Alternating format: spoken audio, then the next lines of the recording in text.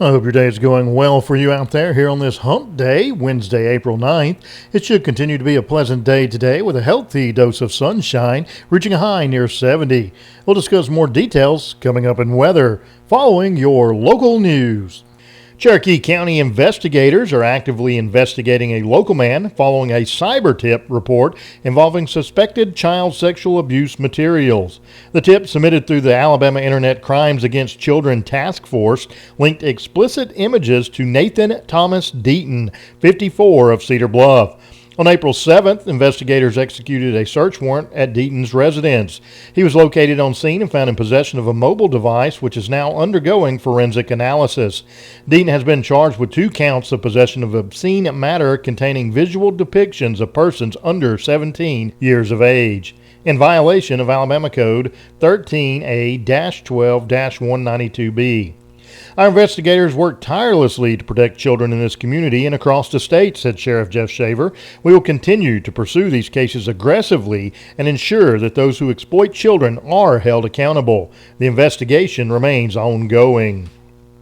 On March 25th, Marshall County Sheriff's deputies completed a report for an individual who had been assaulted with a knife on March 22nd at a residence on Anthony Road in Albertville. Investigators began looking into the incident and obtained a warrant on the alleged suspect on March 28th. On April 3rd, Luther Burton Banks Jr., 32, of Albertville, was arrested for aggravated assault, attempted murder, and transported to the Marshall County Jail. He is currently being held on a $250,000 bond. The Marshall County Sheriff's Office would like to thank the Marshall County Joint Special Response Team and the Marshall County District Attorney's Office for their assistance. On Monday, April 7th, the DeKalb County Sheriff's Office SRO assigned to Collinsville School received a tip that a convicted sex offender had been seen on school grounds after hours, possibly using school buses for shelter. The DeKalb County Criminal Investigation Unit was then notified of the tip and began an investigation into the matter. At approximately 10:45 p.m. that same night, investigators, along with the Collinsville SRO, deputies, and members of Collinsville Police Department, conducted a search of the area where the subject had been seen. A campsite was discovered in a heavily wooded area near the school, and the subject was found at the campsite. The subject was identified as Kenneth Earl Phillips, 67, of Collinsville. Phillips is a convicted sex offender stemming from a rape first conviction in 1992 in St. Clair County. Phillips had recently been registering as homeless. The property where Phillips had established the campsite was owned by the city of Collinsville, and Phillips was arrested on view for criminal trespass in the third by the Collinsville Police Department. Investigators determined that the campsite was located less than 600 feet from Collinsville School's property line and less than 1,000 feet from the nearest school building. On April 8th, the warrant was obtained by investigators for a sexual offender registration notification violation due to Phillips failing to comply with Code 15-28-11 by establishing a residence less than 2,000 feet from a school. Phillips was arrested by deputies at Collinsville Police Department and transported to the DeKalb County Detention Center, where he is currently being held. Gadsden State Community College is commemorating its 100th anniversary with the Celebrate Gadsden State campaign, highlighting a century of academic excellence and community service. Founded in 1925 as the Alabama School of Trades, the South's first state-operated trade school, Gadsden State has evolved through the consolidation of several institutions into a comprehensive community college. These institutions merged over the years to form the present-day Gadsden State Community College, which now operates multiple campuses, including the East Broad, Valley Street, Wallace Drive, Ayers, and Cherokee campuses. Centennial celebration events include in June on the Ayers campus, July the Valley Street campus, August Cherokee campus, September East Broad campus, and in October the Cardinal Gala at the venue. This will be a year-long celebration highlighting the impact of Gadsden State and what it has made in the lives of students and the community. For specific dates, times, and additional details on these events, please visit gadsdenstate.edu/celebrate.cms or see our story on weissradio.com.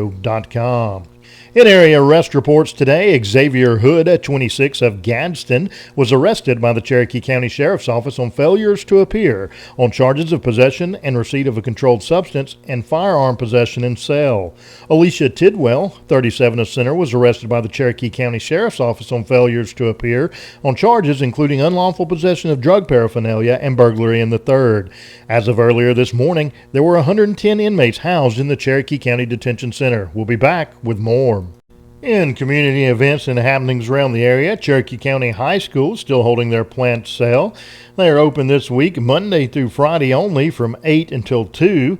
They have flats of bedding plants and a variety of ferns and flower baskets available. The Children's Advocacy Center of Cherokee County invites you to attend their annual proclamation signing at the Chamber Breakfast at 8 a.m. on Thursday, located at 801 Cedar Bluff Road in Center on the campus of Gadsden State Cherokee. Fire, fire, when your family records go up in smoke. Michael Wren will be discussing Up in Smoke, the historical and genealogical research after a courthouse fire. He'll be at the Cherokee County Public Library on April 11th at 10 a.m. and is sponsored by the Berry Springs DAR in conjunction with the Historical Preservation Society of Cherokee County. The public is invited to attend. The Center Lions Club will be holding its annual Pancake Day from 6 a.m. until noon on Saturday, April 12th at the Center First United Methodist Church Fellowship Hall, located at 341 West Main Street in Center. The cost is $7 per ticket, dine in or carry out, and you can get them from any Lions Club member or at the Chamber office. The Cherokee County Master Gardener Spring Sale is coming up. The events will be held on April 12th in the Center City Park Pavilion from 8 until 1, and again on April 19th in the town of Leesburg Park from 8 a.m. until 1 p.m. Flower plants, patio pots, succulent dish gardens, hanging baskets, patio and yard art, and vegetable plants are available. McCord Crossroads Homemakers Club will have its annual ham shoot on Saturday, April 12th at 9 a.m. at the Hopewell Community Center, 7290 County Road 16 in Center. The shooting fee is $5 a round. A potluck lunch will be provided for all participants. For more information, please contact Ann Murphy at 706-766-5207. The Collinsville Rescue Squad will be holding a smoked barbecue plate fundraiser coming up on Saturday, April 12th from 4 until 6 p.m. Plates can be picked up at the Collinsville Rescue Squad building at 39 Post Office Road in Collinsville. You can see any Rescue Squad member for more details or to purchase your ticket. The McCord's Volunteer Fire Department is holding their spring barbecue this Sunday, April 13th. It will go from 10:30 until. Barbecue chicken halves will be available with baked beans, potato salad, bread, drink, and a dessert for a $12 donation. It is going to be held at the fire department located on County Road 157 in the McCord's Crossroad community between County Road 16 and U.S. Highway 411.